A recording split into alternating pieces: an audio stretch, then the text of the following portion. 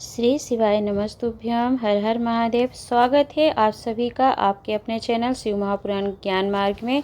आज की वीडियो के माध्यम से आपको बताने का प्रयास करूंगी कि 5 दिवसीय पर्व जो कि दीपावली का हम सभी मना रहे हैं। तो प्रथम दिवस धनतेरस का था और 5वां दिन हमारा भैया दूज का रहता है, जिसमें बहनें भाइयों के लिए उनकी लंबी आयु की कामना करते हैं। तो 5वें दिन ही हमारी 5 दिवसीय पूजन समाप्त होगी। तो उस दिन आपको पूजन सामग्री का क्या करना है, आपने जो पूजन स्थल पर दीपावली के दिन कलश का निर्माण किया था, उस कलश में जो अनाज है भरा है आपने, उसका क्या करना है। और जब आप द्वार पर 5वां दीपक 5वें दिन भैया दूज की पूजन करके संध्या के समय पर प्रज्वलित करेंगे, तो आपको द्वार पर क्या करना है जिससे आपके घर में रिद्धि सिद्धि का प्रवेश हो। तो इस नियम को एवं विधि को जानने के लिए वीडियो को अंत तक जरूर सुनिएगा, देखिएगा। चैनल पर पहली बार आए हैं तो चैनल सब्सक्राइब अवश्य कर लीजिएगा, साथ ही साथ बेल आइकन को प्रेस किया करिए। यदि आप कुछ सीख पाते हैं या वीडियो आपको ज्ञानवर्धक लगती है तो वीडियो को लाइक एंड शेयर करना नहीं भूलिएगा। तो देर नहीं करते हैं, चलते हैं हम 5 दिवसीय दीपावली का जो पर्व हम सभी मना रहे हैं उसके अंतिम दिन में हमें पूजन सामग्री का एवं कलश का क्या करना है और किस प्रकार से हमें विसर्जन करना है। तो सबसे पहले आपको बताना चाहूँगी कि पंचम दिवस की पूजा विधि जब आप संध्या के समय भैया दूज के पर्व की समाप्त करेंगे, अर्थात उसमें पूज्य गुरु जी ने जो शास्त्रीय विधि बताई है उसका वर्णन आप सभी जानते होंगे कि उसमें अबीर गुलाल हल्दी कुमकुम मेहंदी आदि पुष्प अक्षत से पूजन करके फिर आपको उसमें एक कमरवेल का टुकड़ा, एक हल्दी की गांठ और एक कमल गट्टा आपको समर्पित करना है। और उसके बाद फिर आपको 5 दीपक प्रज्वलित करना है, जिसमें से 5वें दीपक को आपको 5 स्थान पर रखने का वर्णन किया गया है। पहला दीपक आप द्वार पर रखते हैं, दूसरा दीपक आपको मटके के पास रखना था, तीसरा दीपक आपको मंदिर में रखना था और चौथा दीपक आपको तुलसी के पास रखना था। साथ ही साथ आपको 5वां दीपक अपनी तिजोरी के पास रखना था। तो जब आप तिजोरी के पास 5वां दीपक रख देंगे और तो द्वार पर जब आप दीपक लगाएंगे तो द्वार पर लक्ष्मी गणेश भगवान का स्मरण करेंगे कि आपके यहाँ रिद्धि सिद्धि की कमी ना हो और धन संपदा वैभव आपके यहाँ सदा सदा बना रहे। साथ ही साथ आप क्या करेंगे, स्क्रीन पर आप देख सकते हैं कि द्वार पर जब दीपक आप जलाएंगे तो थोड़े से पीले चावल जो हल्दी में किए हुए हैं उन चावलों को द्वार पर आप छींट देंगे। और छींटने के बाद फिर आप अपने चरण जो हैं आपका सीधा पैर घर के अंदर प्रवेश करते समय सबसे पहले सीधा पैर आगे बढ़ाएंगे और फिर आप अंदर प्रवेश करेंगे। तो इस प्रकार यदि आप द्वार पर पीले चावल छींट देते हैं दीपक जला करके और अंदर की ओर प्रवेश करते हैं तो फिर सदा सदा के लिए रिद्धि सिद्धि आपके घर में विराजमान हो जाती हैं। साथ ही आपको पूजन सामग्री में जो आपने सिक्का रखा है उसका क्या करना है, कलश का क्या करना है, तो इसकी भी बारे में आपको बताना चाहूँगी। तो 5वें दिन की पूजन के बाद दीप लगाने के बाद आपको प्रवेश कैसे करना है, द्वार पर क्या करना है, ये आपने जान लिया। अब जब आप अंदर प्रवेश करेंगे तो माँ लक्ष्मी की जहाँ आपने चौकी पूजन वाले स्थल पर विराजमान करी है उस स्थान पर जाएंगे और आप अपनी झोली पसारेंगे।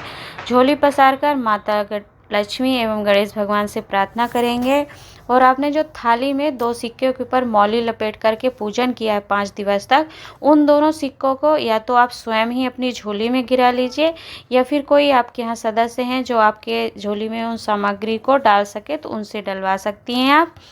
तो दोनों सिक्के जो आपने थाली में रखे हैं, कलावा बंधा हुआ है, मौली बंधी है, उसके समेत ही आपको अपने झोली में गिरा लेना है। साथ ही एक अमरवेल का टुकड़ा और एक कमलगट्टा और एक हल्दी की गांठ जो आपने समर्पित की हुई है 5 दिवस की सामग्री, उनमें से ही ये 3 सामग्री और सिक्के को मिला करके आपको झोली में गिरा लेना है। और इन सारी सामग्री को आप सिक्के के साथ किसी भी डिब्बी में, स्क्रीन पर आप देख सकते हैं कि 5वें दिन इस तरह की एक डिब्बी लेकर के आपको फिर डिब्बी के अंदर ये सामग्री भर लीजिए और एक लाल कपड़े से लपेट लीजिए, बांध लीजिए और फिर अपनी बरकत वाले स्थान अर्थात तिजोरी या फिर आप जहाँ पर अपना धन संपदा रखते हैं उस स्थान पर आप इस पोटली को रख सकते हैं।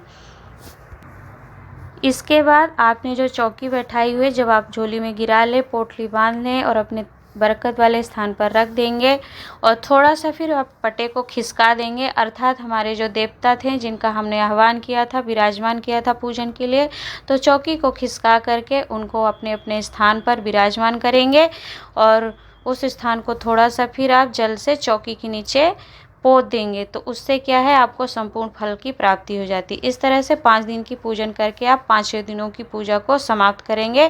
और जो बाकी बची हुई आपकी सामग्री है, देखिए आपने पुष्प चढ़ाया, समी पत्र चढ़ाए, अमरवेल और भी उसमें चढ़ाई है सामग्री, तो उन सामग्री को आप इकट्ठा करके आप विसर्जन करें। विसर्जन आप कहीं तालाब, नदी या फिर पेड़ पौधे के इधर उधर नहीं डालिएगा।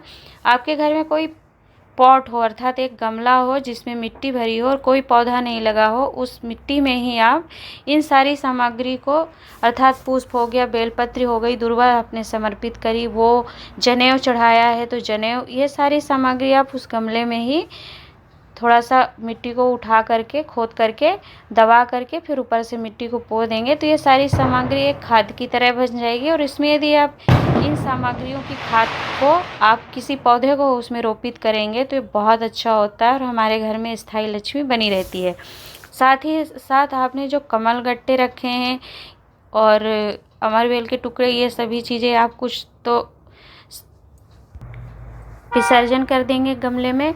और यदि आपने गोमती चक्र रखा है, कौड़ी रखा है और सिक्के कुछ समर्पित किए हुए हैं, तो आप क्या करेंगे, इन सारी हल्दी जितनी भी हल्दी बच रही है आपको, सारी हल्दी, सारे कमल गट्टे, सिक्के पड़े हैं 1 2 4 जो भी आपने रखा उन सिक्कों को और गोमती चक्र एवं जो आपके कौड़ी हैं, इन सभी सामग्री को लाल या पीले कपड़े में बांध लीजिए। और बांध करके आपका जो कलश है, कलश के अंदर यदि आपने चावल भरा है, गेहूँ भरा है, कुछ भी भरा है, तो उसी के अंदर इस पोटली को बांध करके तो उस अनाज के अंदर दबा के रख देते हैं। तो यह कलश हमारे घर में वर्ष भर रहता है। तो उसमें हमने पूजन किया है, हल्दी हमने सुख समृद्धि के हिसाब से समर्पित किया था माता लक्ष्मी को, कमल गट्टे जो कि माता लक्ष्मी को अति प्रिय समर्पित, गोमती चक्र हो गया, कौड़ी हो गई, इन सभी में लक्ष्मी माता का निवास होता है। और कलश जो कि धान्य स्वरूप हो गया, अर्थात उसमें अनाज भरा है, तो उसमें यदि इस पोटली को सारी चीज़ें सामग्री भर करके आप दबा कर रखते हैं तो आपके घर में बरस पर धन वर्षा होती रहती है, धन संपदा की प्राप्ति होती रहती। तो एक तो ये ऑप्शन है कि सारी जो हल्दी है, कमल गट्टे हैं, गोमती चक्र, ये सारी चीज़ें पोटली बना करके आप उसी कलश वाले अनाज के अंदर भर करके उस कलश को उठा करके उसका मुंह बांध दीजिए और बांध के अपने पूजा स्थल पर या फिर बरकत वाले स्थान पर या रसोई घर में ऐसी जगह रख दें कि गलत स्पर्श उस पर ना हो।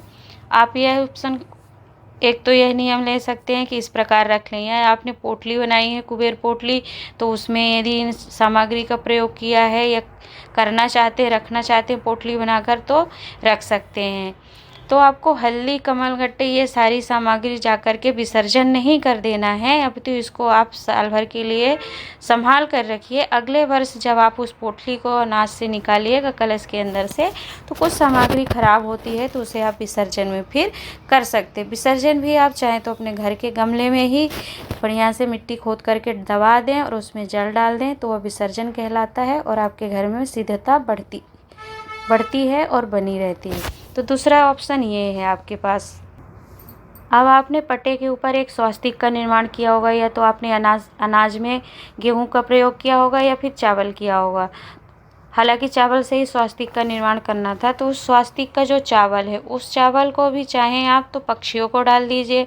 थोड़े से अनाज अपने अन्नपूर्णा के माता के नाम से अपनी रसोई के अनाज में डाल दीजिए, जिससे बरकत बनी रहे, अन्नपूर्णा माता की कृपा बनी रहे आपके रसोई घर में, डाल दीजिए। बाकी बचे हुए चावलों को चाहे तो आप पक्षियों को खिला सकते, ऐसे नहीं कि हर कहीं जा कर के आपने किसी पेड़ के नीचे डाल दिया। तो पेड़ के नीचे यदि ऐसी जगह डालना भी चाहते हैं आप तो डालिए जहाँ पक्षियों को खाने को मिल सके या फिर गाय कोई उसको खाए। ऐसा नहीं कि आपने ऐसी जगह डाल दिया जहाँ किसी के पैर पड़ रहे हैं, कोई लांग कर जा रहा है, ऐसी गलती बिल्कुल भी आप नहीं करिएगा। तो चावल ऐसे रख सकते हैं आप। बाकी पुष्प, जनेऊ जो थे, कलावा, कुछ कलावा समर्पित किया था वो सभी सामग्री आप अपने गमले में ही दबा सकते हैं। मिट्टी के अंदर दब जाएगा वो और फिर बहुत अच्छा उसका खाद का मिट्टी की भी सार्थकता प्रबल हो जाएगी, सार्थक हो जाएगी मिट्टी, तो वह फिर आप प्रयोग में अपने घर में कर सकते हैं।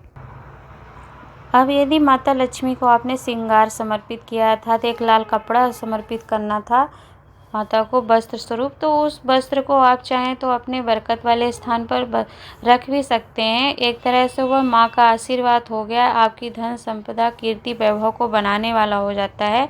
तो श्रृंगार को आप स्वयं धारण करिए, ऐसा नहीं कि आपने जा कर के विसर्जन कर दिया, क्योंकि यदि आप उस वस्त्र को या जो भी पूजन सामग्री आपने माँ को श्रृंगार स्वरूप भेंट किया है, समर्पित किया है, तो वह श्रृंगार यदि आप स्वयं धारण करती हैं या फिर आपके घर में कोई बुजुर्ग महिला हैं जो बड़ी हैं उनको दे दीजिए, या फिर आपके आस पड़ोस में कोई हैं, तो लक्ष्मी माता का श्रृंगार जो है आप उसको स्वयं ही धारण करिए, अपने घर में ही रखिए, किसी अन्य को मत दीजिए।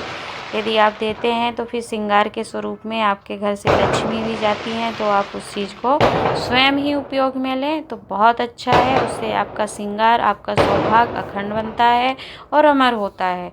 तो पूज्य गुरु जी की कथाओं से ही श्रवण करके जो शास्त्रीय वर्णन करते हैं उसी को आपको बताने का प्रयास किया है। तो इस तरीके से आपको 5वें दिन द्वार पर आपको थोड़े से चावल जरूर छोड़ना है। द्वार पर आप दीपक जलाएंगे उस समय गणेश भगवान लक्ष्मी माता का स्मरण करते हुए थोड़े पीले चावल जरूर छोड़ेंगे। घर के अंदर प्रवेश करते समय आपको अपना सीधा चरण ही आगे रखना है, ऐसा नहीं कि आपने लेफ्ट साइड का पैर पहले रख लिया और फिर आपका राइट साइड बाद में। तो सबसे पहले सीधा पैर आगे बढ़ाते हुए प्रवेश करेंगे, माता लक्ष्मी से झोली पसार करके प्रार्थना करेंगे। इस प्रकार से पूज्य गुरु जी की कथाओं से श्रवण करके जो मैंने स्वयं सुना है, सीखा है, उसी को आपके साथ शेयर करती हूँ। आशा करती हूँ कि वीडियो से आपको कुछ ज्ञानवर्धक एवं रोचक तथ्यों की प्राप्ति हुई होगी। वीडियो थोड़ी भी उपयोगी लगी हो या आपको कुछ सीखने को प्राप्त हुआ हो तो वीडियो को लाइक एंड शेयर करना नहीं भूलिएगा। आज की वीडियो में इतना ही। श्री शिवाय, नमस्तुभ्यम, हर हर महादेव।